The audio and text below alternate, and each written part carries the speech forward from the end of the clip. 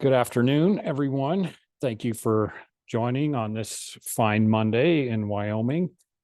I want to first of all thank you for attending today's challenge portal demonstration presented by Ready. The challenge process is required by NTIA as part of the BEAD program and kicks off in Wyoming on May 20th.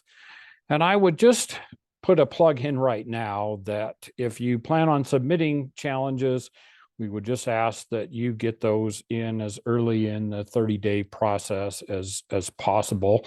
It'll certainly help the Wyoming Broadband Office and give those that are providing rebuttals some additional time as well. If you're considering submitting a challenge as described in last week's webinar, or are an existing provider in the state who may be subject to a challenge, please register for access to the challenge portal via the Wyoming Business Council broadband BEAD landing page, or via a link that I will post in the chat section shortly. Presenting today is Dustin Loop from Ready to demonstrate the portal and answer any questions. Please type your questions in the Q&A section, and we will answer those at the end of the demonstration, and should also have some time to take some live questions as well. Today's webinar recording will be posted on the BEAD landing page as well for future reference. As we get started here, I want to thank Ready for their efforts in putting our challenge portal together. I think they've done a great job, and those of you that are providers, just a reminder that the eligible locations and CAI locations are also posted on that Wyoming Business Council BEAD landing page for you to download and take a look at as well. So with that, Dustin, I'll turn it over to you. Thank you. Yeah, thank you, David, and thanks everybody for joining. I'm going to go ahead and share my screen and walk through various steps of the challenge process. As David mentioned, in order to participate in this process, you will need to register. Registration is open now. So if you visit the link that I believe will be shared in the chat and later, but as you can see here in the browser, it's challengeregistration.wyomingbusiness.org. And when you get to that landing page and click through to the registration form, be prepared to provide some of this information up front when you're registering. You'll need name, website, contact name, contact email, contact number, the type of organization. So if you're a broadband service provider, of course, just select that. There's also options for nonprofit, unit of tribal government, and unit of local government. If you are a provider, you'll be able to select your provider name from the drop down here if you've reported broadband service to the FCC through the broadband data collection program. Then your name should be in this drop down list. If it is not, for whatever reason, if you're you can select other. You can input your provider name here.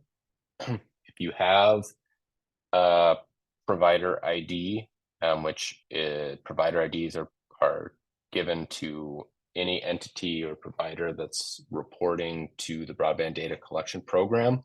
So if your data is in the FCC map, you should definitely have a provider ID. If you don't have one, if you're an enterprise network, for example, that's not currently providing last mile service and not reporting to the FCC, provide an explanation of why you do not have one. But unless you exist within that space, please provide the provider ID.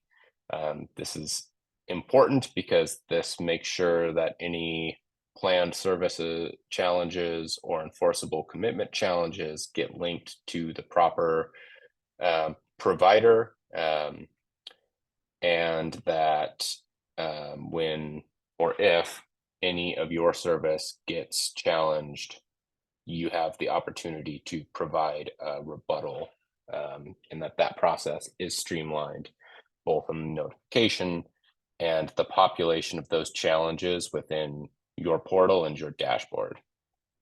They're always 6 digits, so that'll help. And they are separate from the FRN number.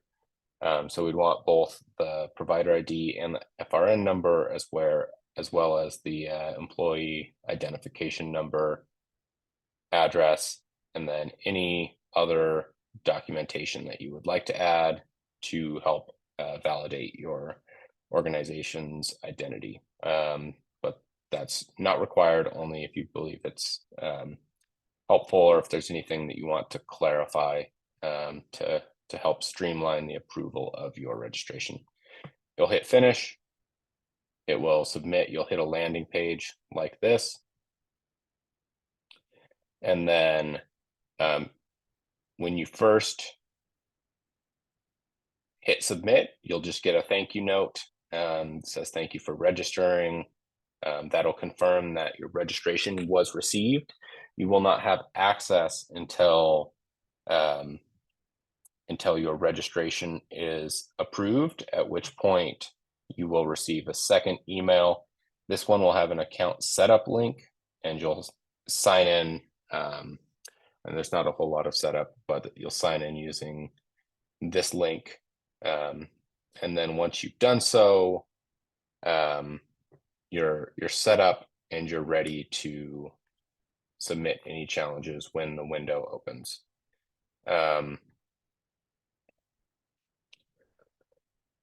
When you get access to the portal, there will be this dashboard here that will show any of your challenges that you've submitted. When you first log in, naturally this dashboard will be empty, and there will be no challenges in there. You can also toggle over to the challenge map, and you can use the challenge map just to see how the data is showing within the map, and you can use various functions that we'll walk through to prepare any challenges that you might want to submit. So for starters, in this BEAD challenge map, as you see, you can collapse the menus on the side if you want just a full map view. You can just collapse everything down. In the left panel here, there are 2 tabs, layers and zones. Layers is what it sounds like.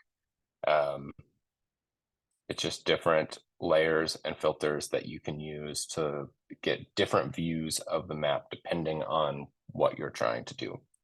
For example, if you are just hoping to see the locations that are currently considered to be BEAD eligible, you could uncheck the boxes for the served and funded locations. Funded basically representing locations that are considered to be served due to enforceable commitments at or above 100/20 megabits per second. You can also change the symbology so that you can take a look and see the breakdown of residential, business, and other entity types, primarily the community anchor institutions. If you're focused in on multiple dwelling units, or MDUs for short, you can filter down to only locations with a unit count at or above the numbers on these sliders. And And then you can also look at the CAI view, where CAIs or community anchor institutions will be displayed in yellow, and all other ones will be displayed in gray.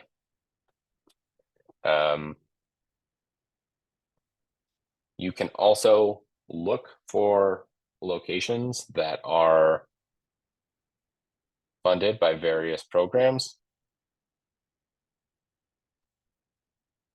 And you'll see here, if you show locations with these various programs, it'll hide all of the other locations. You can also reverse that so that it's showing only locations that are not funded. So the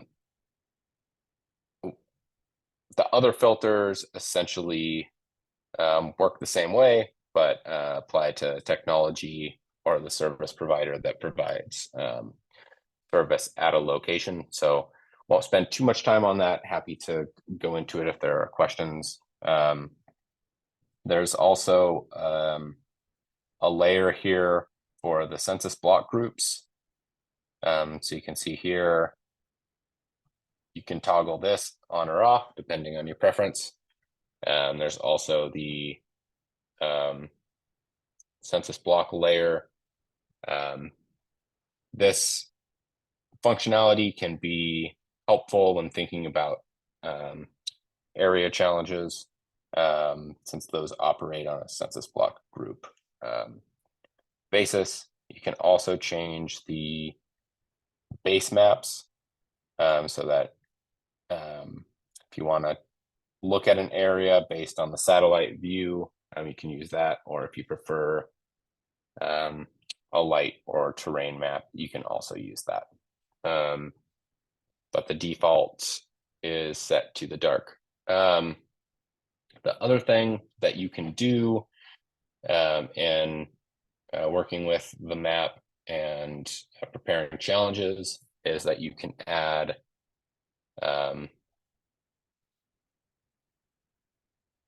in your own polygons. These polygons need to be shapes only. They cannot have points in the file, or else it will not accept it. And what this does is it selects all of the locations within the polygon that you either upload or create, and gives you a breakdown of the eligibility by location. And you can also later use these zones to select locations for bulk challenge submissions.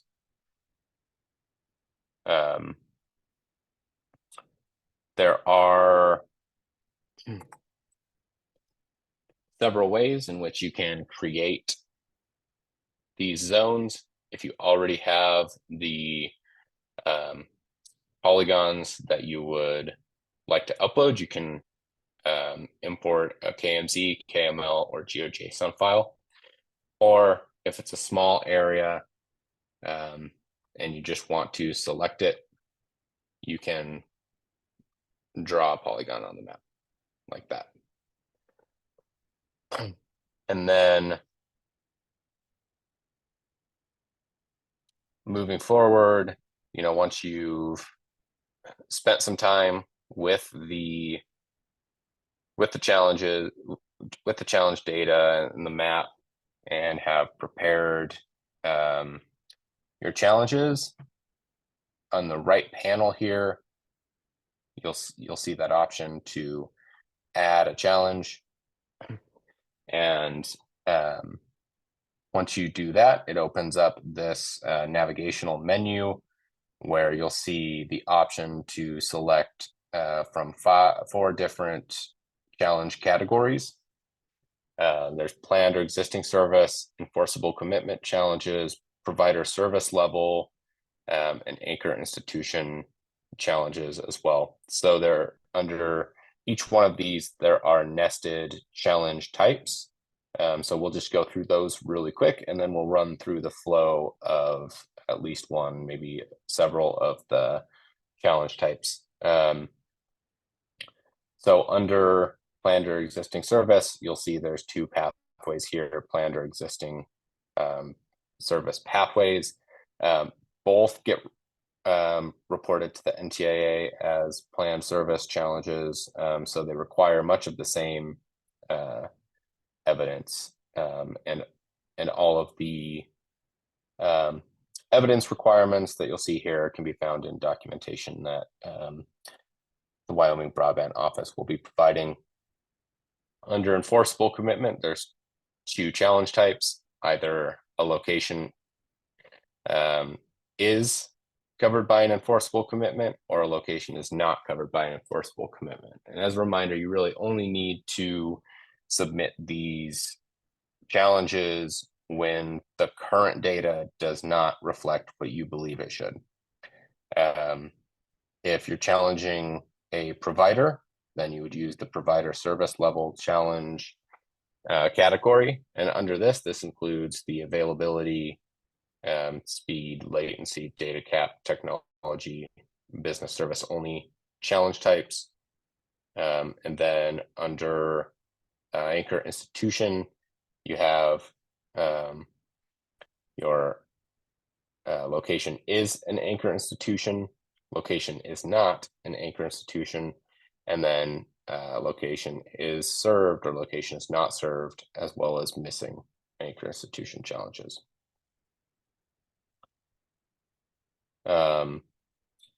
So to kind of click through one of these from end to end, again, you'll click on the add challenge, you'll pick your challenge type. Let's start with a planned service challenge type. You'll click into that. You'll be asked to provide several confirmations. So you need to confirm that the service will be deployed by the required date,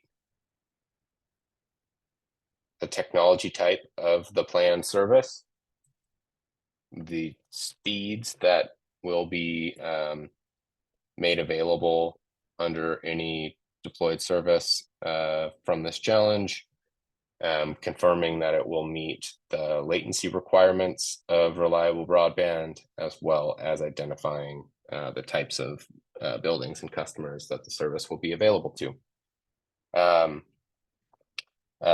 While bulk challenges are allowed, in this case, those challenges will be limited to 200 locations per challenge. So if you're submitting challenges for a larger number of locations that exceeds 200, please plan that out into multiple submissions, and try to group those in a way where the locations you're selecting aligns conveniently with the evidence that you're providing, making for a better review process.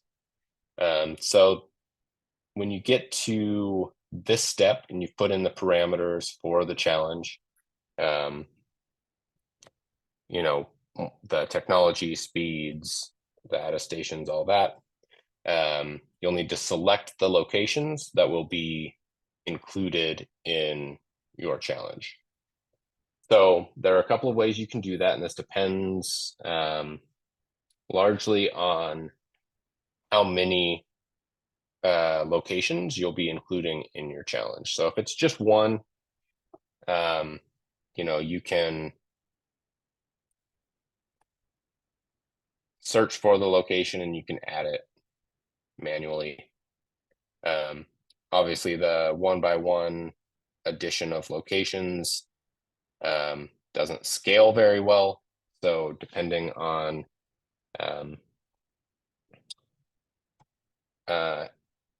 how distributed the locations are, you may want to try different approaches. So another thing that you can do, if it's just a small cluster, you can always press shift and drag and click the cursor, and then you can add those locations that way. This is not a very precise method, so it really only works with small clusters. You can also, like I mentioned, use the zones that you've created with your polygons to select the locations, or, and this is the recommended method, you can upload a CSV with a single column with the locations that you want to, and the location IDs that you want to include in your challenge submission. And that will, you can see this one aligns with one of the zones that was uploaded.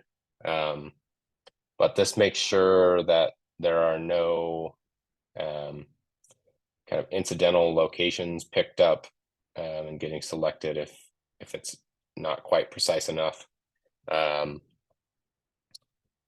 Then once you've confirmed that these are the locations you'd like to add to your challenge, you'll go on to the next page, and this is where you need to provide your evidence.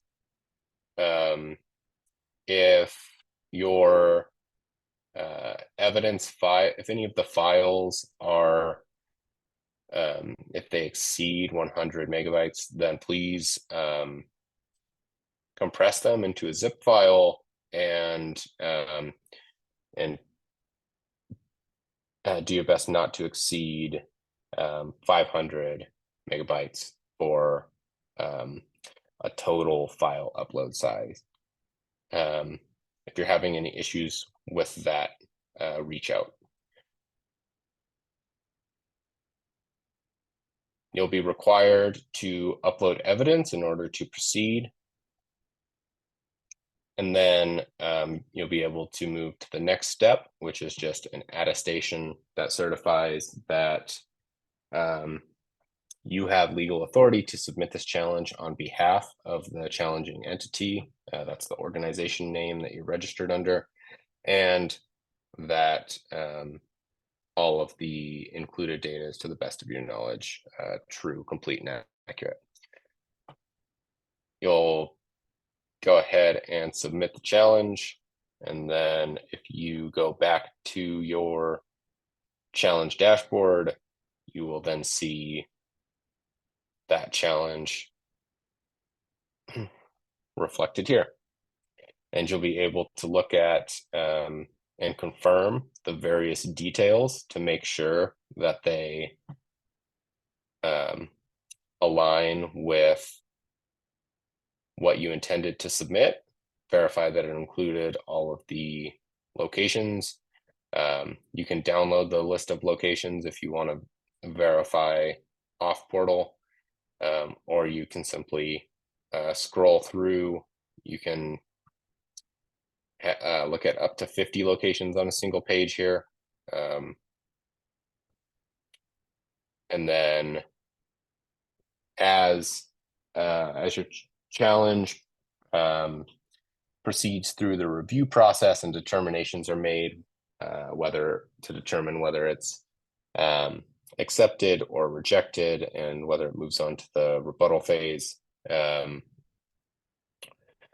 you'll see the updates for each challenge in these challenge details panel here. So for example, if you look at this one, you can see that this challenge filed separately for one location.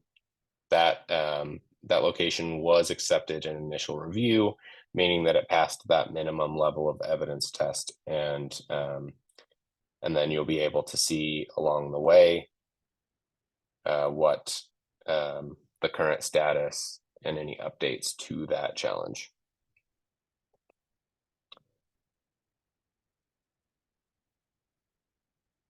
And then you can go through and you can submit, as many challenges as you have the evidence to support of any variety.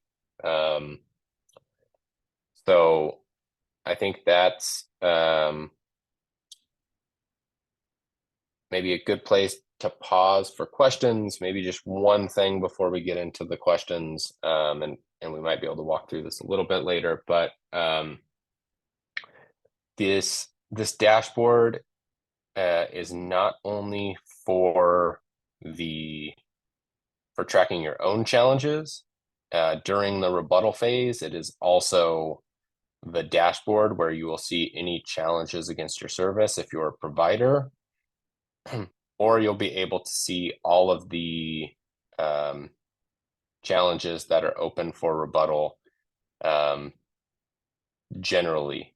So any plan service, enforceable commitment challenges, CAI challenges, ones that are not against a specific provider, will be open for rebuttal for all permissible challengers. So during that phase, again, this dashboard will have additional tabs that will show you challenges that have been filed by other challengers, and specifically those against your service. So it looks like I can't see the questions themselves, but I see that there are a fair number of questions. So why don't we pause here and dive into those questions? Yeah, sure, Dustin, and thank you for the information so far. Just one quick question for you. Can you talk to the participants about how they will be communicated with during the process? Is it an email when their challenge is successfully submitted, or is it strictly within the portal?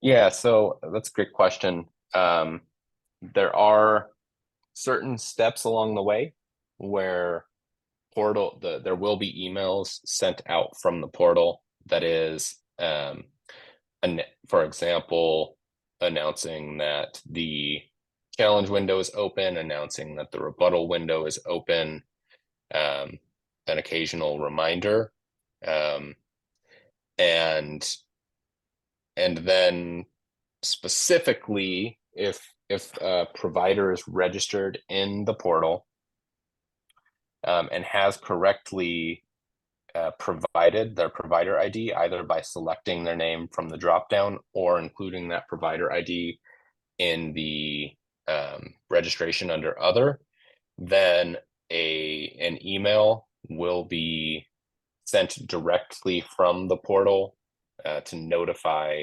the provider of that there are challenges against their service.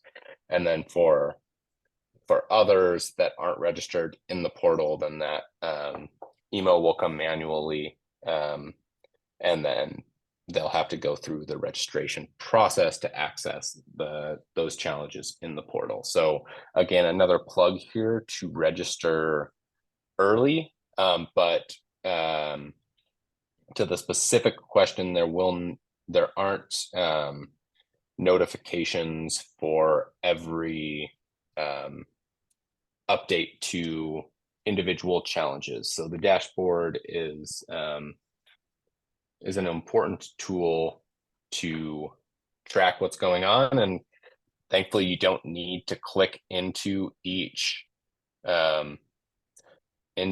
location or each challenge to see what's happening. You can see what the status of that location is and what some of the determinations were on that location. And so if the location says challenged, that just means it's in its initial state. If it says it's been initial processed, that means that initial review has been performed, and you'll be able to see in this locations column here how many passed, as we say, or how many were rejected. And these numbers will kind of reflect the current state throughout the process. And then when the status updates, you'll be able to go look at the individual details as we walked through earlier, where you can see why something was accepted or rejected. I think the one time that you will receive a direct email about a specific challenge is if the broadband office specifically requests a revision. If the challenge was missing a piece of evidence, or that evidence got corrupted, or something along those lines, you may receive an email that requests that you come back in and attach additional evidence to the challenge. Okay, good. Thank you. So let's run through the questions. Dustin, the first one from Josh, wholly owned subsidiaries with two different FRNs must create an account for each one. Is that correct? Does a different email address need to be used? And I know this came up last week, Dustin, and with a consultation with Richmond, it was really driven by the provider ID, not the FRN. So if the provider ID is common between the companies, then only one needed to be registered. Is that consistent with your belief as well? Yes. So the important, uh, maybe we can take a quick step back because that is accurate. So what's needed out of this challenge process is that any challenges against the provider's coverage are routed correctly to that provider. That routing occurs based on the provider ID. So, um, so in the case that those wholly owned subsidiaries are operating under the same provider ID, then an account can be shared. Teasing this out a bit, well, before we go there, so the other thing is those provider IDs need to be linked to any planned service or enforceable commitment challenges that are filed. So, and make sure that there's a provider ID because that's what is expected in the reporting on this process. So, so the provider IDs, the kind of crux of this process. And then teasing this out a little bit more, if there are separate provider IDs, then yes, you do need to create a separate count for each one. The email addresses do not need to be different. What you'll be able to do if you have multiple accounts is if you look at this Wyoming Business Council logo up here with this drop down, if you are registered for multiple accounts under the same email address and same login, you'll be able to toggle in between them. And you'll see that they will not share the same dashboard. So you can register for as many legitimately different entities as needed underneath one email address. Excellent. From Ben, will the challenge map reflect the data provided to the state by BSPs in March? Ben, this is two separate processes. So to answer your question, as the state will be using that data in a comparison of the FCC data and the state data, we are required to use the FCC data for this process. So just a reminder, this is version 3.2 of the FCC data that is driven behind the map, and the BDC data as of March 5th of 2024. Anything else to add to that, Dustin?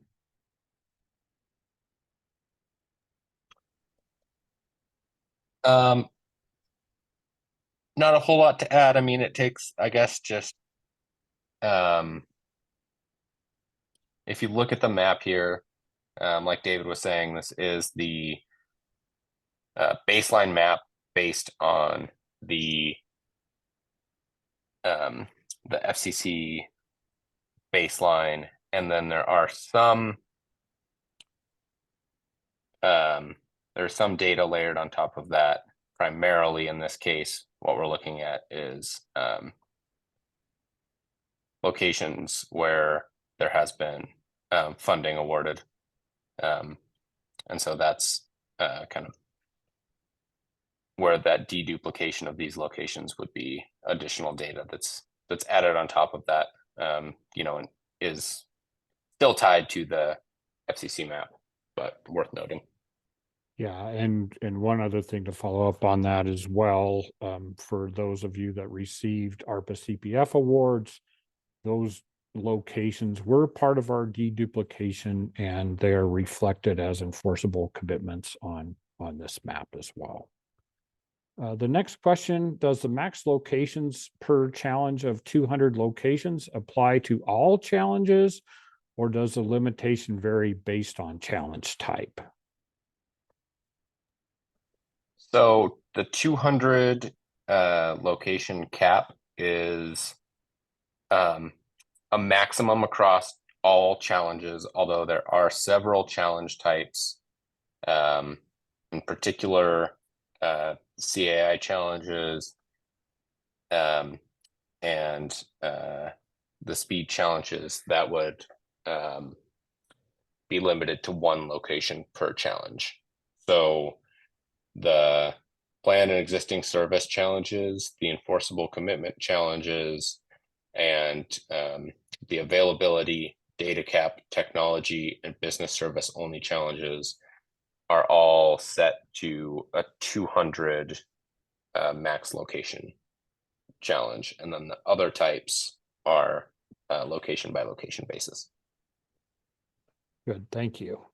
The next question, how do we handle projects that are currently being constructed? We started them in May and expect to finish by the end of the year. This doesn't meet the June 30th, 24 date. However, they will potentially be completed before BEAD projects are awarded, which means BEAD could award money for locations that are already served by the time the money is awarded. A couple of things about that. We certainly understand that that could be a challenge. I want all of you to understand also that there will be further deduplication that is required by the NTIA, and we're certainly taking that into consideration. So more guidance on that will follow as we move through the process.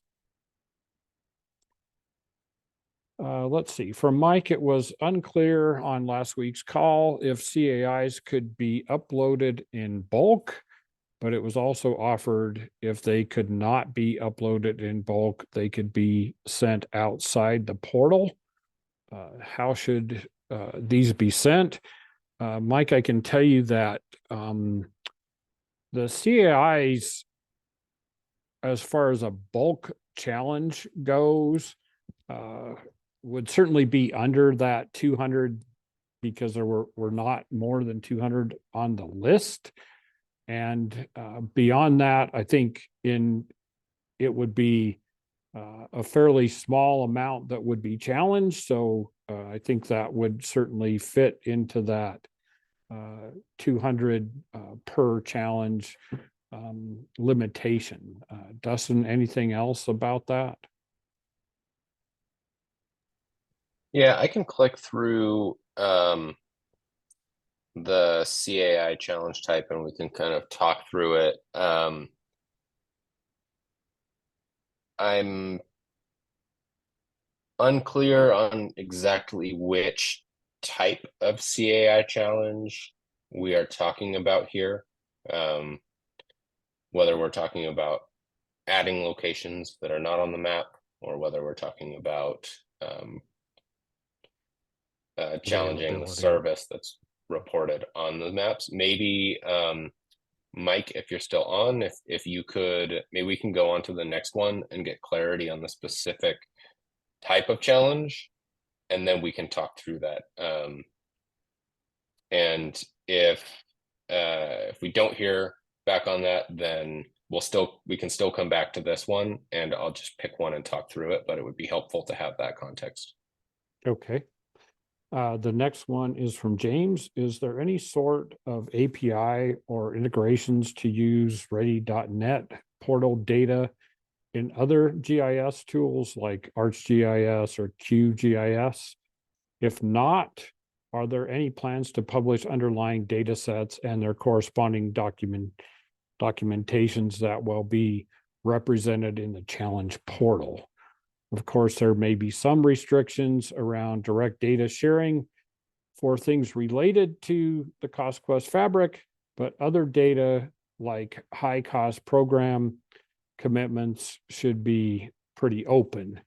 We did see that some CSV files around location availability were published on the state's BEAD page, but haven't seen anything else.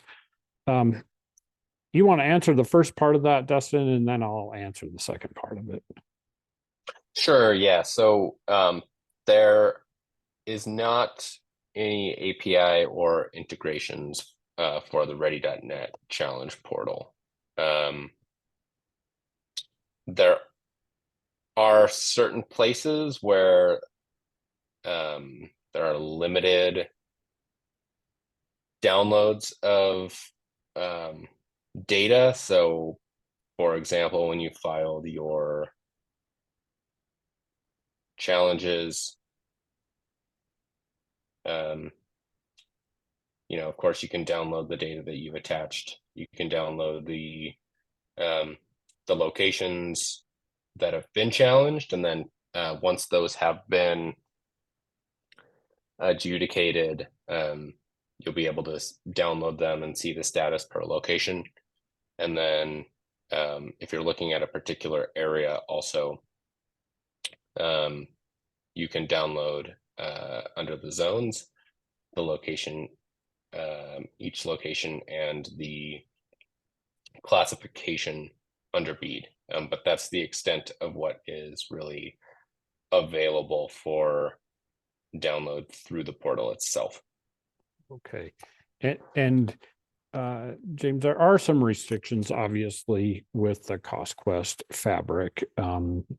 I would encourage, if you have not done so already, to provide, as you're a provider, apply for the Tier D license.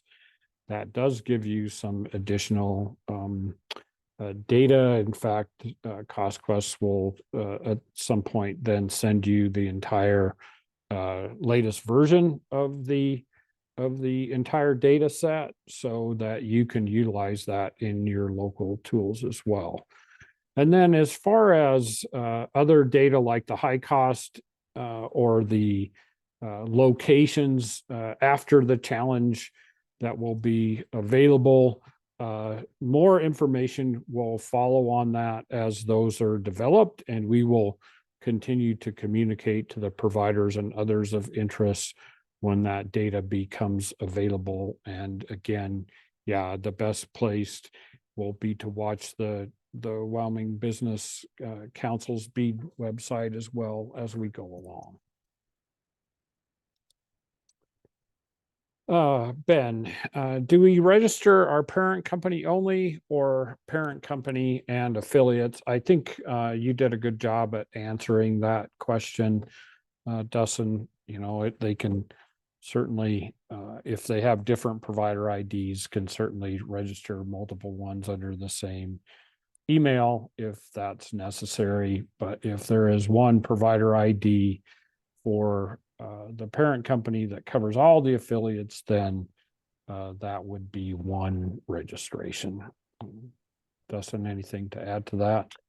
No, the only thing just that I want to once again emphasize here is if the parent company that you're registering under is not reflected in this list of providers in the state and you select other, please just be sure that you are providing an accurate provider ID here, because that will again streamline the access for you to file rebuttals against any challenges against your service. And so having that input correctly, and again, if underneath that parent company, if there are other affiliated brands that for one reason or another have a separate provider ID, maybe through acquisition or some other process, then again, those would need to be registered separately to cover your bases there. But just want to emphasize here, if you don't know what it is for whatever reason, there is a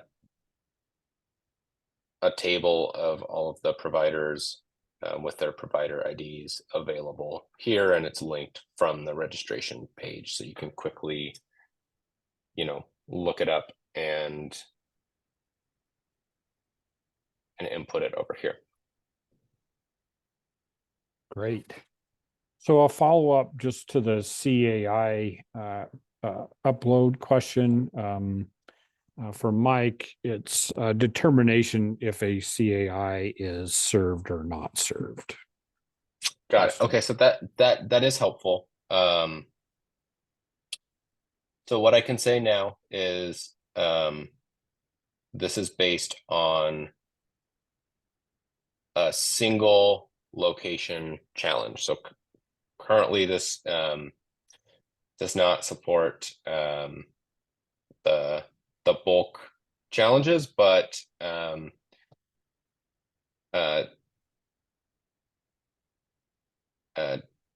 David, I think this one, in terms of any pathway outside of the current one,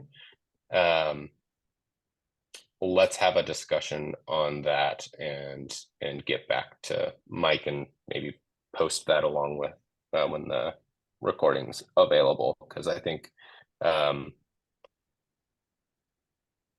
want to make sure that any process that involves the bulk challenges maintains the data integrity, and so we can talk about what that might look like. Great. Yeah, thank you for that. Dustin will certainly do that, and then either post it in the Q&A or as the announcement goes out for the opening of the May 20th challenge period as well. So thank you for the question. With that is all the questions that are in the Q&A. I think we do have a few more minutes here, and believe we have the availability if somebody would like to answer or ask a question live, to go ahead and raise their hand, and the moderator can bring you into the meeting.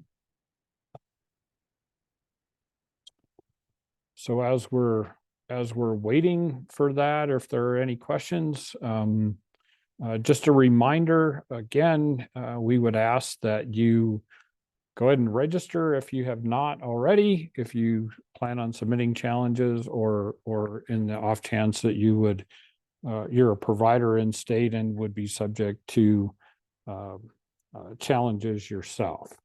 And again, just a reminder, those that are planning on providing, if you would like, or providing challenges, if you would please get those in as early as possible. With that, we do have a hand raise from Mike. If you could take yourself off mute, Mike, you should be able to speak to the group.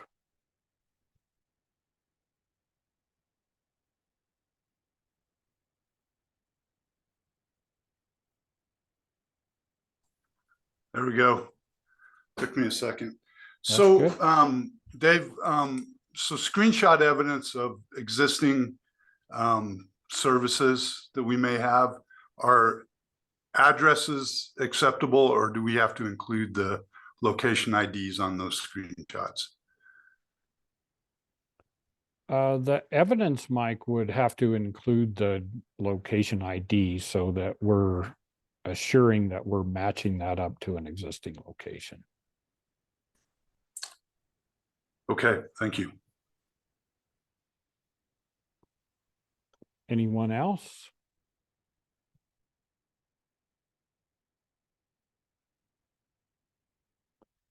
I don't see any additional questions or any hands raised. So Dustin, any closing comments from you?